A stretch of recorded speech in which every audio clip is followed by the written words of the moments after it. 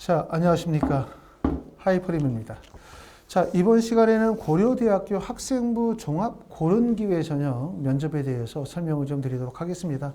면접 일자가 11월 4일이죠. 수능 최저가 없고, 그렇기 때문에 아마 많은 학생들이 이제 좀 1차 합격자 발표 27일날 발표가 되고 나면 거의 면접에 올인하셔야 되겠죠.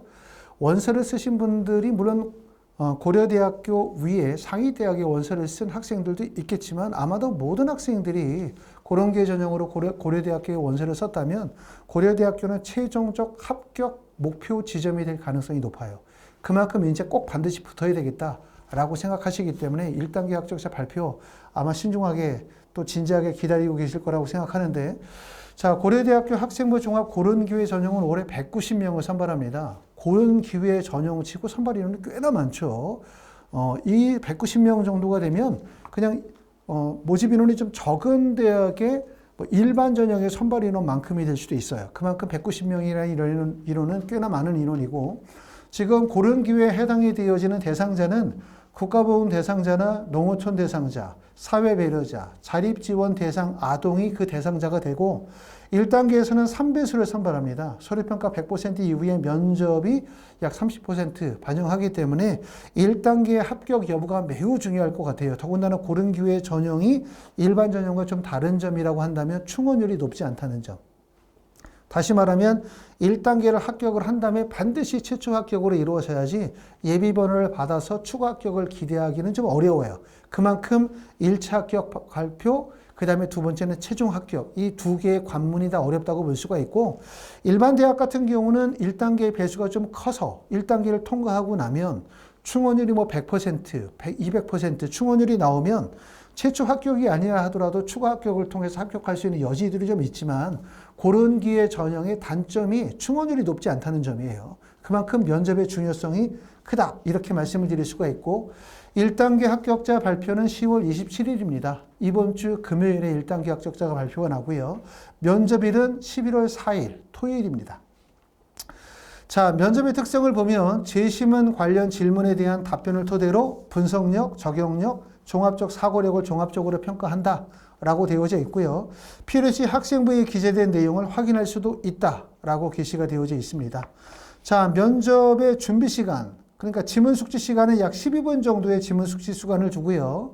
그 다음에 면접은 약 6분 정도 면접을 진행하기 때문에 전체 면접 시간은 약 20분 정도 됩니다. 자, 면접의 평가 요소는 분석력의 20점, 20%, 적용력의 30%, 종합적 사고력의 40%, 면접 태도의 약 10% 면접을 보게 되고, 고려대학교 학생부 종합 고른기회 면접 전형은 고려대학교 계열 적합성이라든가 고려대학교 학업부 시험의 면접의 유형과 대부분 다 비슷하죠. 그렇죠? 종합적 사고력을 요구하는 논술형 면접이다, 이렇게 말씀을 드릴 수가 있습니다. 자, 먼저 간단하게 작년도의 면접의 기출문제를 한번 보시면서 하나씩 우리가 살펴보도록 하겠습니다. 아마 보신 분들은 아시겠지만 이제 고려대학교 홈페이지에 가면 홈페이지에서 선행학습 영역평가 내에서 기출문제가 게시가 되어져 있고요. 첫 번째 여러분이 보는 게시문은 자연계열에 출제되어 있던 제시문입니다. 자연계열은 지금 보시는 것처럼 가, 나, 다, 그 다음에 이렇게 라 해가지고 전체의 가나다 3개의 제시문이 주어져 있고요. 3개의 제시문에 대해서 3개의 지문이 나와 있습니다. 질문의 내용을 보면 제시문 가에 사용된 과학적 탐구 방법을 설명하고 제시문 가에서와 같은 역사적 예를 들어 이와 상반된 과학 탐구의 방법을 설명하십시오. 1번 문제고요. 2번 문제는 제시문 다의 명제를 제시문 가에 사용된 과학 탐구 방법과 유사한 수학적 증명 방법으로 설명하고 제시문 가의 탐구 방법과 다른 점을 설명하십시오 라고 되어져 있고요. 세 번째는 제시문 나에 있는 시의 밑줄 친 부분에 사용된 표현 기법과 연관된 수학적 증명 방법을 말하고 이를 이용하여 제시문 다의 명제를 설명하십시오 라고 되어져 있기 때문에 아마 첫 번째 가장 어려운 점은 이런 식의 면접을 접해본 적이 별로 없다, 이게 문제예요. 면접의 난이도가 없다 보다 실제 이와 같은 면접에 대한 경험이 없다 보니까 면접에 대한 적응력, 해석 능력이 가장 큰 문제가 되겠죠. 학원에서 수업을 진행하게 되어질 때는 이러한 제시문을 어떻게 해석하고 어떻게 논리적으로 답변하는지를 기술을 가르친다, 이렇게 보시면 될 것 같고, 자, 출제 의도 나와 있는 내용을 보면 과학탐구 방법에는 크게 연역적 균합법 방법이 있다. 수학적 증명 방법에는 수학적 균합법, 연역법, 대우증명법, 규律법 등이 있다. 이들 사이의 유사성과 차이점을 찾아내고 수학적 명제와 과학적 사실을 얻기 위해서 사용되는 증명벽과 과학적 탐구를 설명하는 과정을 통해서 지원자의 기본적인 역량을 평가한다라고 되어져 있습니다. 쉽게 봐도 좀 문제가 좀 어렵다 이렇게 인식될 가능성이 높죠. 이런 면접들은 이제 평상시에 학생들이 논술 준비를 하셨던 분들 입장에서 볼 때는 조금 더 적응력이 쉬울 수가 있는데 학생부 종합전형이거나 학생부 종합전형의 고른 기회의 원서를 쓰는 학생들은 아마 이런 준비를 많이 못했을 거예요. 그렇기 때문에 1차 발표 나고 난 다음에 좀 더 면접을 충실하게 잘 준비하셔야 되겠다는 생각이 들고요. 인문계열에서는 어떤 문제가 출제가 되어졌냐 보시면 가나 다 그리고 지문이 좀 길죠. 라까지 해서 4개의 지문이 제시가 되어져 있고 4개의 지문에 대해서 3개의 질문이 나와 있습니다. 가 질문에서는 어떤 내용을 묻냐면 가, 로봇과 나의 기기의 공통점과 차이점을 말해 보십시오. 그러니까 지문의 공통점과 차이점에 대해서 질문하는 문제고요.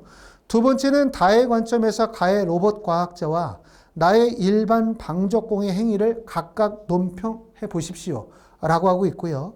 그 다음에 세 번째는 나와 다에 참고하여 라의 3포에서 벌어지고 있는 상황을 자유롭게 설명해 보십시오. 라고 하는 게 1번, 2번, 3번의 질문 문항이고 출제 의도에 나와 있는 내용을 보면 인간 중심의 윤리를 중심으로 미래 사회의 인간과 로봇의 관계, 그 다음에 산업혁명과 산업사회의 형성, 산업화 시대에 소외된 이들의 삶을 다룬 제시문을 읽고 이에 대한 생각을 정리해 보도록 함으로써 지원자의 역량을 평가하기 위한 목적이다. 이렇게 보실 수가 있는데 이런 식의 이제 연세대나 고려대학교처럼 통합 교과형 논술형 면접은 난이도가 높아요. 첫 번째는 지문에 대한 이해와 숙지, 능력도 되게 중요하지만 이와 같은 문제를 해석해내고 실제 논리적으로 구설 발표하는 능력들이 어렵기 때문에 문제에 대한 적응력, 이게 제일 중요하다고 말씀을 드릴 수가 있기 때문에 좀 시간이 소요되는 면접이다 라고 말씀을 드릴 수가 있습니다. 자, 하이퍼리뷰에서는 이제 파이널 특강으로 어떻게 진행하냐면 11월 4일이 면접이고 10월 27일 날이 1단계 합격자 발표가 나죠. 학원에서는 11월 1일, 12월 2일, 12월 3일 오후 6시부터 10시 4시간씩 3일 한 반의 인원 4명 정도로 해서 수업을 진행을 하고요. 그래서 총 12시간 수업을 진행을 합니다. 만약에 이 수업을 듣기가 어려우신 분들, 학원에 직접 오셔서 수업을 듣기가 어려우신 분들은 1대1 수업으로 진행할 수 있고 1대1 수업은 학원에 직접 오셔서 현장에서 수업을 진행하시거나 아니면 선생님과 화상으로 줌을 이용해서 수업을 진행하실 수 있습니다. 자, 고려대학교 학생부 종합 고른기회 전형에 면접 참여를 희망하시는 분들은 하이퍼리뷰로 전화 주시면 자세히 안내해 드리고 면접 수업에 대해서 예약 접수하도록 하겠습니다. 감사합니다.